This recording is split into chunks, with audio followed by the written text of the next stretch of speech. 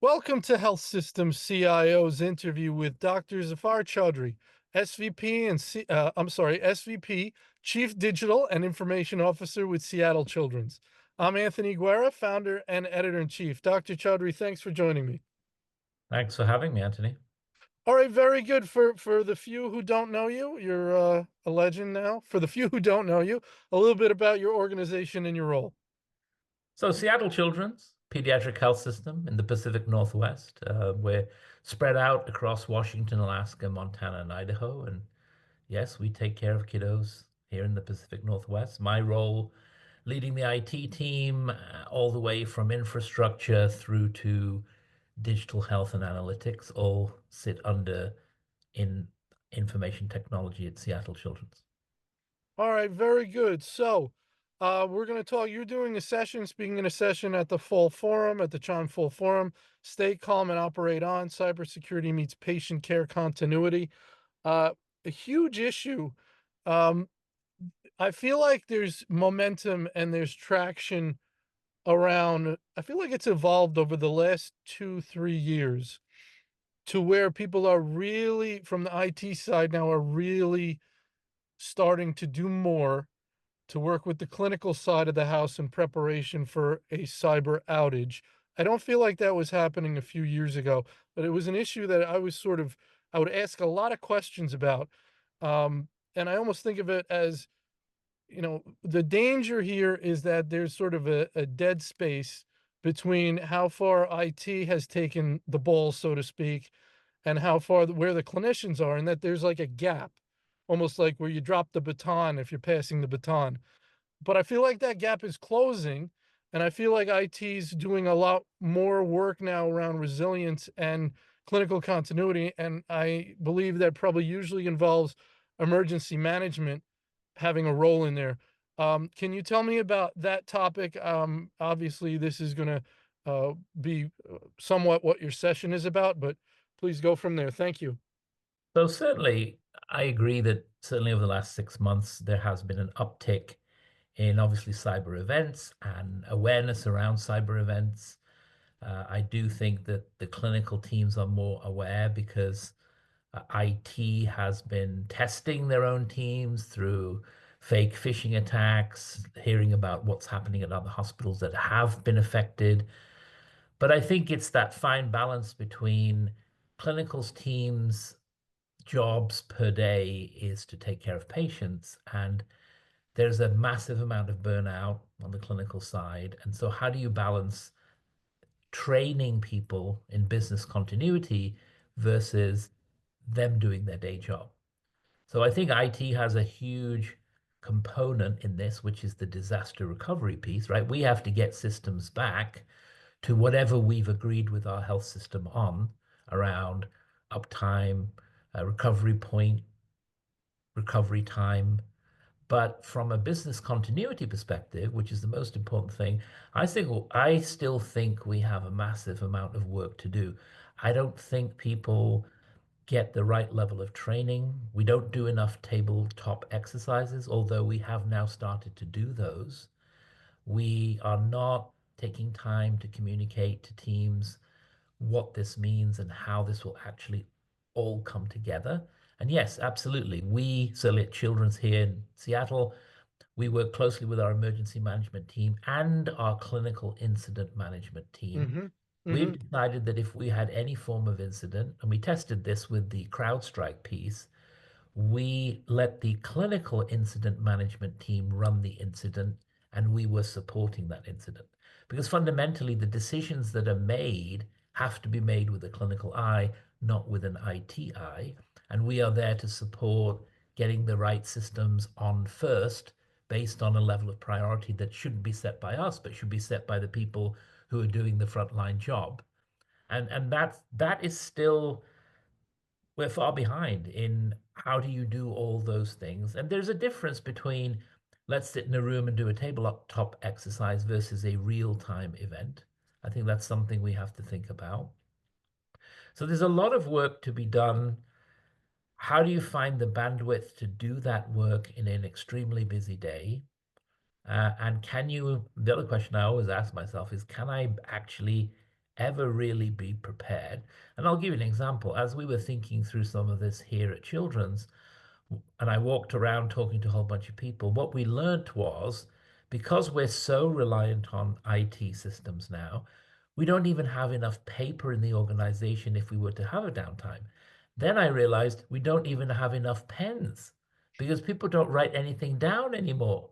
So you could have an event and then realize everybody's dashing down to Staples to try and get the other bits and pieces that you need to actually make this work. And so we hadn't actually thought about that till I rounded around and said, "Hey, so what would you do?" And they're like, "Oh, I don't even have any pens." So that's a problem. And that takes a different level of focus, which I don't necessarily believe is purely just an IT function, right? It's got to be clinically led, IT supported, and that will take time and effort. So we're trying to do that here. I know other organizations are trying to do that too. But I do always see that there is a difference between what you may have practiced versus when everything hits the fan. People react in different ways, and you can't really figure out what that's going to look like. 100%, 100%. You make a lot of great points here. Very interesting. You know, you're saying, you talk about pens and paper, and you're saying, well, it's not really, I've thought of it, as in you've thought of it, but that's not really something that I should have to be thinking about. And I would suspect that a busy surgeon is also going to say, I certainly shouldn't be thinking about that, and clinical leaders. So to me, that's emergency management. That's emergency management that's gotta work with both sides, IT and the clinical side, work with IT to understand how a cyber incident could evolve, what the timeline could be between something's wrong and I have to shut off this app, and then work with the clinicians to find out what is going to paper look like for you, and then they have to be the ones to think of pens and ink cartridges and these kind of things. Yeah, yeah. Even toner for printers Tone to print out business continuity from systems like Epic. You don't ever have enough toner on site. That's the other thing. But what we're saying here is literally common sense, but common sense is not common in healthcare. So even the emergency management folks haven't necessarily thought through the bits and pieces that could arise. I mean, the other question that pops to my mind when we're thinking about this is, so okay, so now we go to paper and pen, we write it all down, then the systems come back up. Well, how do we Mhm. then get that information back into the systems that we now have on paper? Do we have a process for that? Do we have a system for that? I don't know if many do. Some do, some don't. So that's another. You also still have to mop up after the event. And what does that take? Does that take resources? Does that take a special skill set? Does that take scanning equipment? There's a whole bunch of things to think about there. So there's multiple components to this, and certainly in my organization, it's going to be the clinical incident team that have to think about some pieces, the emergency management team, the IT team, and also HIM, because HIM doesn't sit with us. That's a separate group, and they would be the ones scanning the information back in to the relevant system, trying to figure that out after the fact, and they would then need resources depending on how long you actually down for and how much paper you actually generated. Because everything you write down is legally part of the medical record and must be kept, certainly in pediatrics, must be kept for a very, very long time. So it's a lot. It's definitely a lot, and I mean, would you? It's a cliche that it's not if but when, but to me, it absolutely is true in this case. It's not a question of if a health system will ever have to go on paper fully. It's a question of when. I just saw an article recently by a CISO who said he's focusing now more on resilience and recovery as opposed to prevention. He's still doing things on the prevention side, but again, that's getting your mind to a place where you say it's a question of when, And therefore, if it's when, it's I need to really think through some of this recovery stuff because it's going to happen. Yeah, now some of it also depends on whether your cyber insurer will allow you to recover. Because one of the things that happens when you have an incident like a cyber event is everybody wants to do forensics as well, right? So you bring in the FBI, they want you to freeze systems so they can take a look. Your cyber insurer will bring in a team who says, no, you can't just press a button and bring everything online because we need to see how it happened, what happened. Are we liable to assist you? Are we not? Is it you? Right? Because if you're an insurer, you're looking and saying, was it Zafar's team that made the mistake that caused this, and therefore we don't have to pay? Or is it something else? And that delays that recovery component.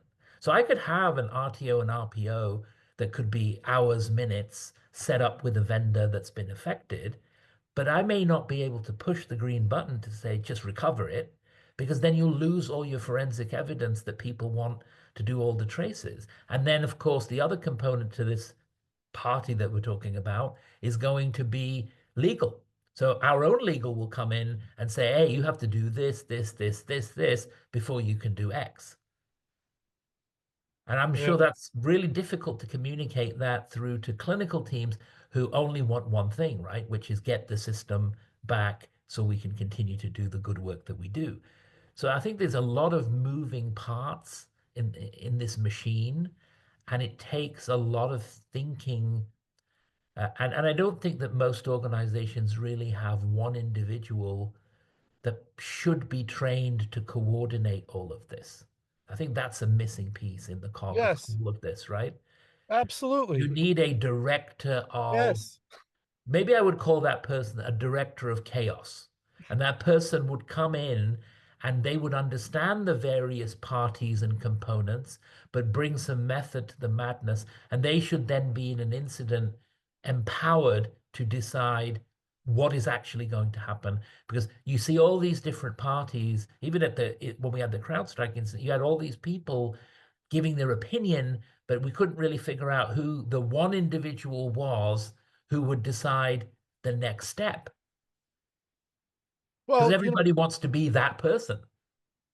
it's an excellent point. And if you did have this position, though the title may be different, Yeah. um, could be the COO, but eventually it's got to be the CEO making the ultimate decision of, okay, we've heard from our cyber insurer, we've heard from the FBI, I've heard from my CIO, I've heard from my CISO, like, I've heard, how does that not wind up at the CEO level?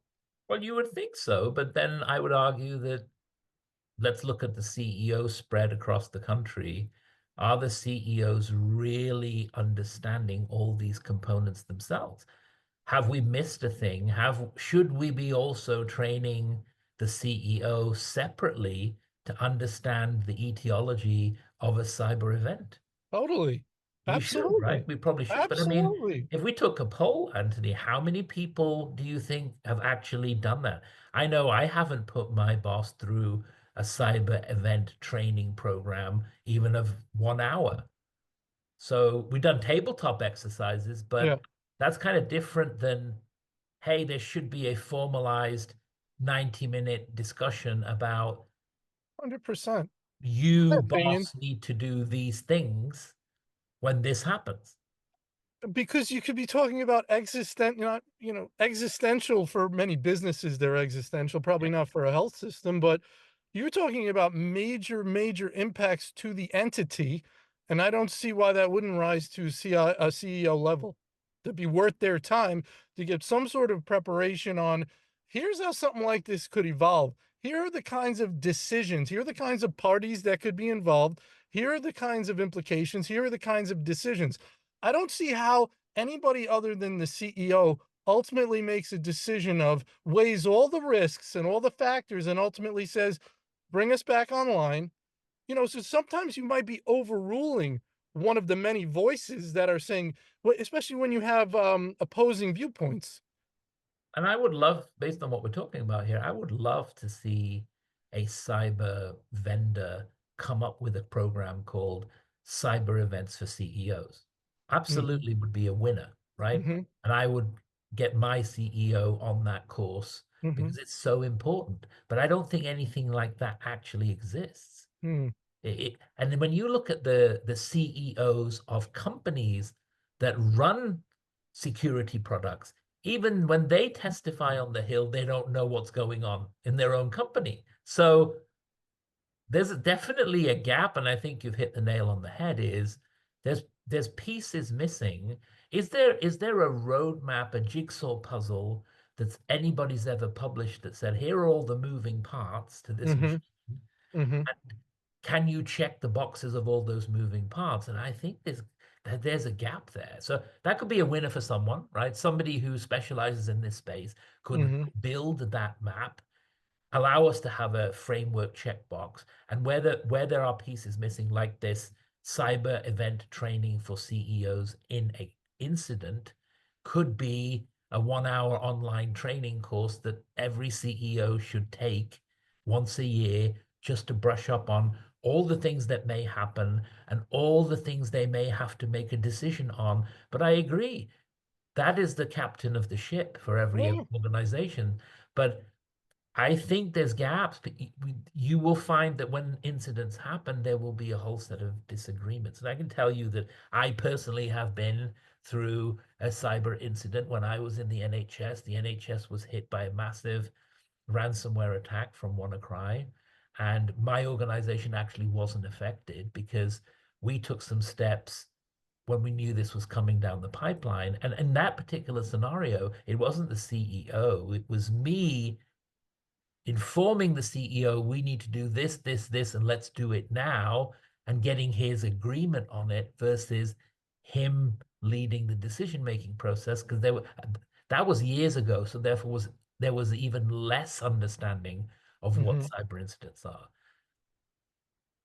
Yeah, I mean, it's to me, it's and like I said, I've been sort of looking into this issue for years, and it's that word gaps that scares me. When we use the word gaps, and people will always fall back to the language of we need to work as a team, we need to collaborate, we need to partner.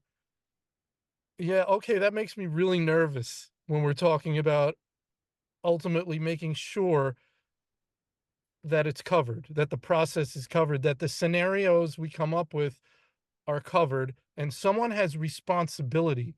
You And need what? you need one person making the decision. So Yeah. if we're partnering and we're equal and we say we're going to work together on this, that's not good.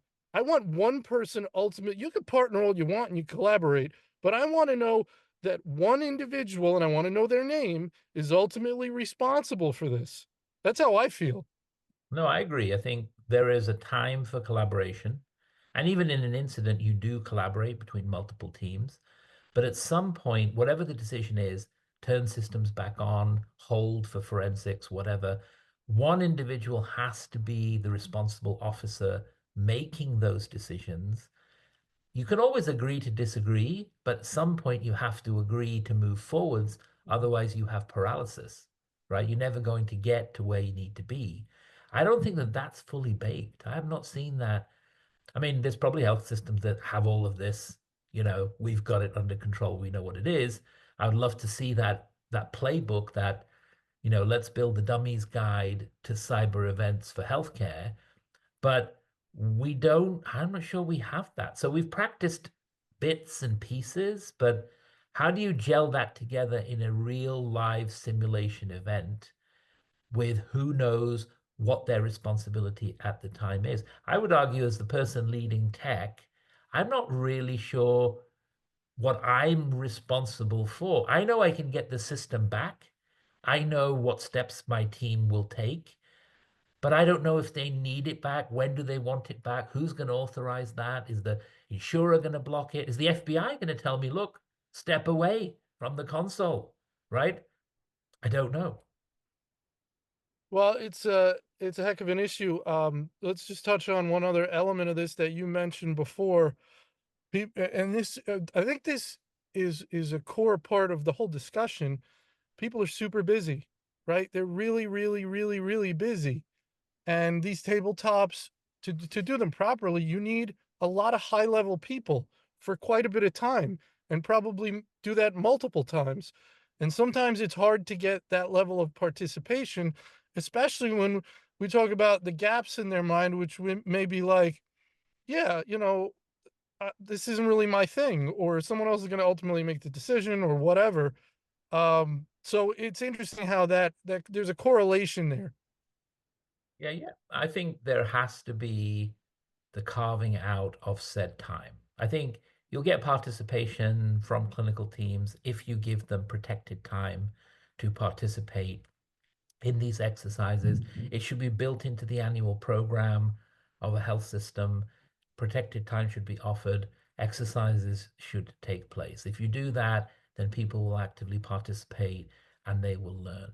And I would argue that if you don't do that, then everybody's going to have lots of time because there'll be nothing to do when the systems are down and you can't take care of patients. That will be a bigger problem than giving people 2 hours a quarter to participate in a particular exercise. So that's where we need to get to. And they Yeah, have the cost to it, but the cost of not doing it is probably higher than the cost of doing it. yeah, I mean, and it's, this is the image that always comes to my mind when we talk about clinicians having to revert to paper, and how drastic and dramatic the change is. And this may not be applicable, but this is what I think of. I think of a framer, a carpenter, or someone who builds a house, and they have their toolbox. It could have their whole pickup truck filled with their tools. And one day you tell them, go build the house and don't take your tools. You can't use your tools today to build that house. And they're going to go, what are you talking about? I can't do my job. I'm just going to wait until you tell me I can use my tools. I think it's very, very, very, I'm not a clinician, you are, but it's very, very dramatic. You're asking these folks to keep doing their work without the tools that they use every day. And it's kind of a big deal. It is. And it impacts people's lives if you don't get this right. And then on the flip side, you could say you could bolster your technology so that you have the ability to recover at haste. Hmm. But there's lots of moving pieces in this machine that have to be resolved for and validated. And you have to do all that up front, but it's going to take a significant chunk of time for a health system to do that.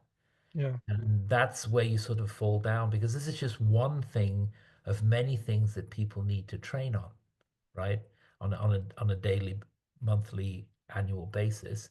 So we are loading up people with work, and the work seems to be getting more complex. The cyber events used to be simple, and now they're getting more and more complex. The hackers are getting smarter, making it much, much harder to recover. And it'll only get worse. Well, Dr. Chaudhry, is there anything else you want to add on this topic? I mean, it's a great topic. I'm sure you're going to have a great session. The timing is very good for this kind of issue. Anything else you want to add here? No, I think, this is a topic that you could talk about for hours on end and still maybe scratching your head at the end of that. So I think opening dialogue, I look forward to the dialogue at Chime about this. Opening the dialogue, sharing what others have done, learning from others is the only way we'll probably get through this. Yeah, and you may get a call from some consultants who say, yeah, we have that checklist you wanted, Exactly. whether they had it or not before they heard the call. Well, they could build it for a fee. Yeah, absolutely. All right, Dr. Chaudhry, I want to thank you so much for your time today. I'm looking forward to seeing you at the forum. Thank you for having me.